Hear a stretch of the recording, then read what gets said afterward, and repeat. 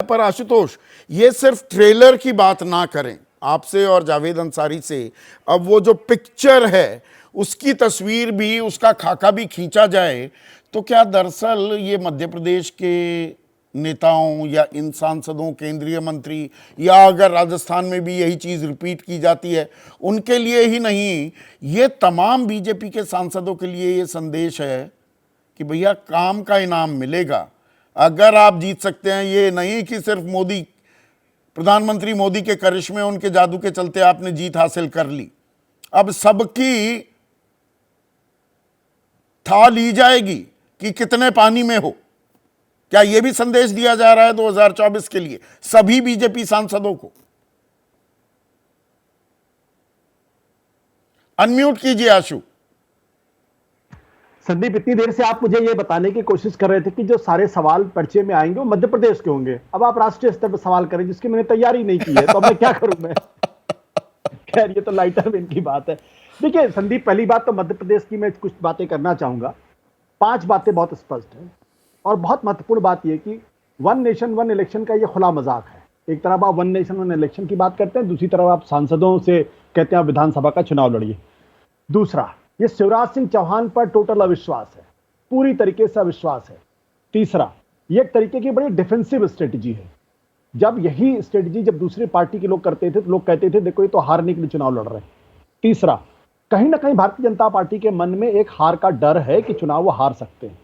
चौथा, कांग्रेस पार्टी के कहीं ना कहीं उद्भव का ये भी एक प्रतीक है मध्य प्रदेश, छत्तीसगढ़, राजस्थान के अंदर।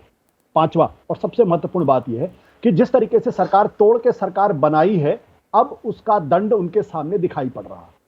अगर ये चुनाव नहीं उन्होंने सरकार बनाई होती और वही सरकार अगर चल रही होती इस वक्त कमलनाथ की, तो आज भारतीय जनता पार्टी बड़े आराम से जीत सकती थी। खैर, जो लोग इस उम्मीद में है कि सांसद बन जाने के बाद आदमी बड़े आराम से विधानसभा का चुनाव जीत सकता है, तो उनके बारे में मैं इतना ही कह सकता हूं कि सांसदी का चुनाव तो मोदी के वेग में जीत लिया।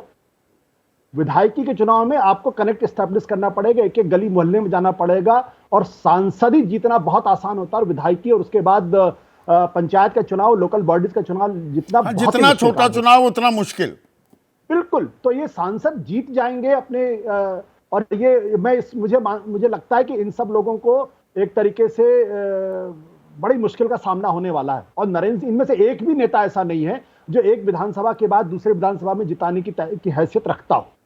ये मैं बड़ी ईमानदारी के साथ इस बात में कह रहा हूं। पर बीजेपी ये दांव फिर क्यों चलेगी? बीजेपी, उनकी रणनीति, उनके थिंक टैंक को मैं कभी कमतर आंक कर नहीं देखता हूं। ये साइकोलॉजिकल वॉरफेयर है। नरेंद्र मोदी की सबसे बड़ी खासियत यह है कि चुनाव के पहले वो साइकोलॉजिकल वॉरफेयर करते हैं और मीडिया इस बात को बड़ी मजबूती के साथ उठाता है। देखिए क्या मास्टर स्ट्रोक खेला है, कैबिनेट मिनिस्टर नरेंद्र सिंह तोमर को भेज दिया उन्होंने मध्य प्रदेश के अंदर चुनाव लड़ने में। हकीकत यह है कि सांसद विधानसभा का चुनाव उतनी मजबूती से नहीं लड़ पाता जितनी मजबूती से उसको लड़ना चाहिए। अब जहां तक आपने लोकसभा के चुनाव के बारे में बातचीत की है, तो अगर आप नरेंद्र मोदी जी 51 मिनट के भाषण में 45 मिनट अगर कांग्रेस को कोस रहे हैं, और ये एक पैटर्न है, जब नो कॉन्फिडेंस मोशन था उसमें भी अगर आप ध्यान से देखें तो 2.25 घंटे के भाषण में 1.25 घंटे उन्होंने कांग्रेस को कोसा है। तो क्या कांग्रेस पार्टी इतनी मरी गिरी है कि उसको कोसने की जरूरत है? इसका मतलब उनको इस बात का एहसास है कि कांग्रेस पार्टी अब खड़ी हो गई है, और कांग्रेस पार्टी अगर खड़ी हो गई है और खासतौर पर नॉर्थ इंडिया के अंदर उनको डैमेज कर सकती है। तो मध्य प्रदेश का ये चुनाव, छत्तीसगढ़ का ये चुनाव, राजस्थान का चुनाव 2018 की तुलना में बिल्कुल अलग होगा, क्योंकि 2014 और 2019 के चुनाव इनको मैं एक्स्ट्रा ऑर्डिनरी सिचुएशन में मानता हूं। वो बिल्कुल एबनॉर्मल सिचुएशन थी। 2014 में लोगों को मनता मनमोहन सिंह को हटाना है, इसलिए कोई भी होता चुनाव जीत जाता, नरेंद्र मोदी होते, नितिन गडकरी होते, सब जीतते। 2019 में बालाकोट के बाद सिचुएशन एबनॉर्मल हो गई थी, सामान्य चुनाव नहीं था। लेकिन 2024 का लोकसभा का चुनाव पिछले 10 सालों में पहला सामान्य चुनाव होगा, जहां मुद्दे होंगे, नेता होंगे, रणनीति होगी और तमाम तरीके की रिसोर्सेज होंगे, और उसमें जो आगे बढ़ पाएगा वही चुनाव जीत पाएगा। 2019 में अगर आप देखिए तो उस वक्त अपोजिशन यूनिटी नहीं थी, आज अपोजिशन यूनिटी इंडेक्स स्ट्रांग है। सेंटर के ऊपर एक मजबूत विकल्प देने की कोशिश कर रहे हैं। वैचारिक स्तर पर वो नरेंद्र मोदी की सरकार को देश को टुकड़े करने वाले बता रहे हैं, और साथ ही साथ ओबीसी पॉलिटिक्स को मंडल 2 को खड़ा करने की कोशिश कर रहे हैं। ये सारी चीजें 2014-2019 में अनुपस्थित थी।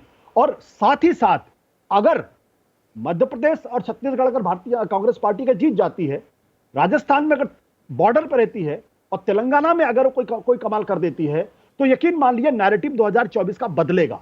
वो नरेंद्र मोदी को एक बहुत तगड़ा मुकाबला देगा, और ऐसे में नरेंद्र मोदी 2000 बहुमत का आंकड़ा छू पाएंगे। मुझे इस बारे में पूरी तरीके से संदेह लगता है। नैरेटिव बदलेगा, आपने कहा विधानसभा और लोकसभा चुनाव को साथ जोड़कर देख रहे हैं, ये एक और धारा है, इस पर भी हम चर्चा करेंगे।